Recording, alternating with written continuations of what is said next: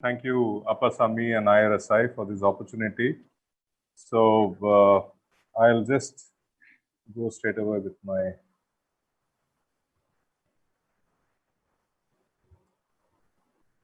So this is what the RIL looks like for people who haven't used it.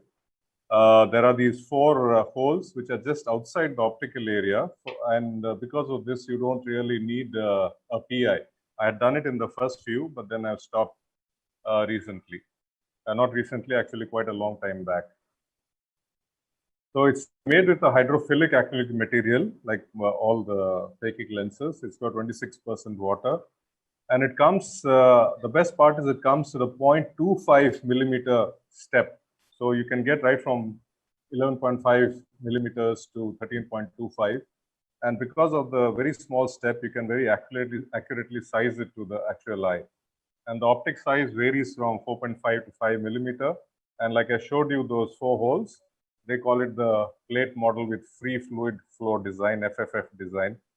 And you can correct right from -1 diopter to -23 diopters. So you have an option of even the lower myopias not going in for a LASIK.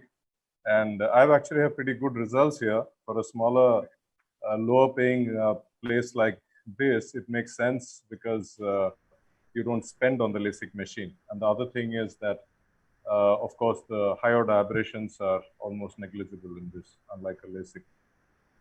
And the one prerequisite is that there should be a stable refraction for at least 1 year. This is for all refractive surgeries.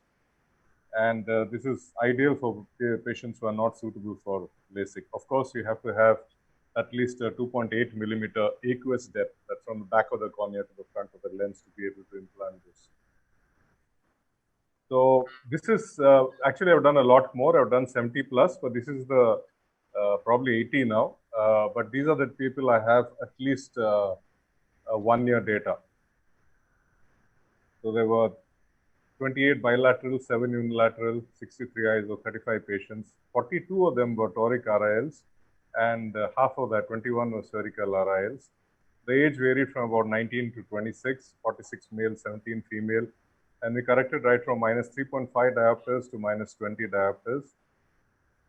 And the astigmatic error varied from -1.5 to -4.5. And this is the schedule that we had. And like I said, almost all of them have been followed up for 1 year, some of them for 2 years also. We do refraction multiple times to avoid error, and I actually get it rechecked by my pediatric ophthalmologist because she is fabulous at refraction. And it's not easy at all when you're doing it in these high myopes. And all the measurements were done on actually the lens optical biometer, and I do the keratometry, the aqueous depth, lens thickness, axial length, and white to white also. But I do check the white to white with digital calipers, and if there is a significant difference, I actually stick with the value given in the digital calipers. I get an indirect my retina surgeon to check all these people to see if there is any people with breaks and all that, and we try to exclude these people. Even if they have a barrage, we try to exclude these people from that.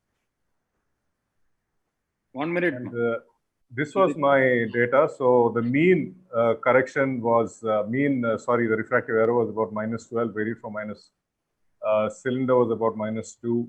The uncorrected was 1.4, but after the surgery, it went to 0.2. So the average uncorrected distance vision was 260, it went to 6.9.